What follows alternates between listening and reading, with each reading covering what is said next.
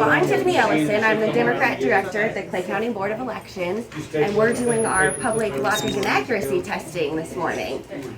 What that is we test each machine that's going to tabulate the votes before they go out to the polling places. We have 2 weeks to do that prior to Election Day. So we have teams of Democrat and Republicans from throughout the community that come into the office. They're not people that generally work in the office, but they do sometimes work the polls. So they're here and they're helping perform these tests for us. What they do is they have pre-marked ballots that are run through each machine, and then as they're running through the machine, they're making sure that the tabulation is coming out the way that we expect it to. So if they don't come out accurately, if for some reason we've missed putting a ballot in the test deck or put an extra ballot in, we will rerun that test until we know that that machine is giving that accurate count that we expect for each precinct. So they're doing that. Once they do that, we go ahead and record what the results are. We staple that to our chain of custody form. We go ahead and write down the seal numbers because we place a seal over the memory stick and we put a seal on each bag, which is sealed until Election Day. Then the chain of custody form goes to the polls with the poll workers, and they verify that that machine's seal is the exact same seal that we put on here today during testing, so that we know that that bag hasn't been opened. They also verify that the seal over the memory stick is the exact same seal that we placed over the memory stick, so we know that no one has tampered with that memory stick. So we have that verification done at the poll site after we complete the process of testing here.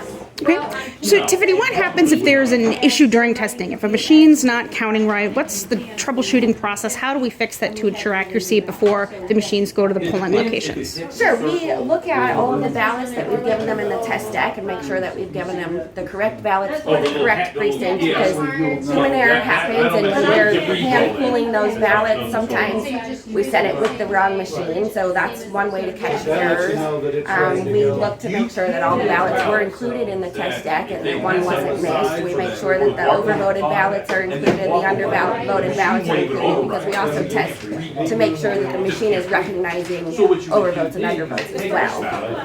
So once we figure out the cause, which generally is one of those three of why it wasn't counting, sometimes though it can be that machine itself is just not functioning properly. In that situation, we will get a new machine, put the memory stick in that machine, and then run ballots through again, and we will use the new machine for the polls on Election Day, and not the one that wasn't reporting accurately. Okay. So you use terms overvoting and undervoting. Yeah. For John Q. Public who might not know what that means, please explain that. Sure. So if your ballot says vote for 2 candidates and you marked 3 candidates, our machine is going to say, oh wait, no, that's too many votes, and it's going to spit the ballot back out.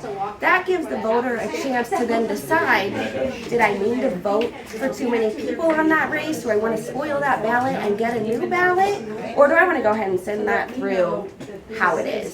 So that's an overvote situation. An undervote means the ballot has a vote for 2 and you didn't mark anybody on the ballot. Sometimes people intend to do that. They don't want to vote for them. They don't feel well versed on the candidates, so they leave it blank. But it does shoot it back out to let the voter know, hey, you missed voting on this issue or this candidate, this race, and gives them a chance to then go ahead and mark the ballot if they choose to, or again, they can just send it back through unvoted. Okay. So in an overvoting situation, what happens to those votes? Are they still counted?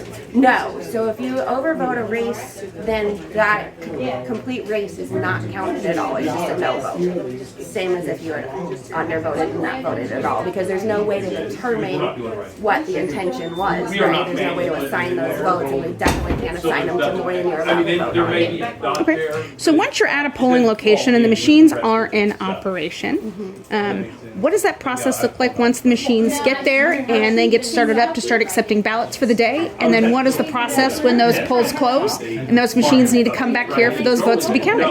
Absolutely. So we have poll workers that come and pick up the machines the day before Election Day and take those to the polls at 5 a.m. They set up the polling location at 5 a.m. and get everything ready for voting, following step-by-step instructions.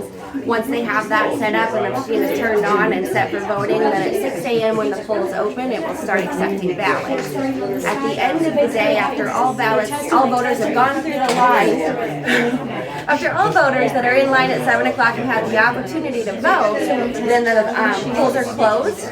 We put our closed card through. That tells the machine not to accept any more ballots after we put a closed card through, so it couldn't physically accept a ballot. Once we close the polls and send that closed card through, the machine has been shut down. It is backed up. A seal is put on it so that when it comes back, we verify that that seal matches what we put on the polls, and that's how we know that it wasn't tampered with on the way back to the office. That's how we know. We also require that they leave the office and come back in bipartisan teams. So it's going to be a Democrat and Republican always with the ballots in. Okay. So once the machines get here, what does that counting process look like, and how are those then the results reported? Sure. We are fortunate. We have the Boy Scouts that help us unload the cards and bring the cards and bring the machines in. So the Boy Scouts carry those in. When they get into the office, that seal is broken. We verify that it's the same seal that's on our chain of custody. So that's how, again, like we know, that it hasn't been opened in the car, tampered with in the car, or in between the polling place and here. And then once it's here, we break the seal that's over the memory stick. We make sure that it's the same seal that was originally put on. If it had to be changed out during the day, that's recorded throughout the day. And then we make sure that the new seal is the correct seal. We take the memory stick out, we put it into a closed, locked box. It's got a little opening in the top, and when we put it into there, it sits in there until our RT team comes to take those to the back and upload the results. They're uploaded on a computer that's not connected to the internet. It's a laptop. And then we take the results off of that laptop and plug them into a machine that is connected to the internet so that we're able to provide live election results as they're coming into the public, but we also can ensure that they're not being tampered with in between the process. Okay.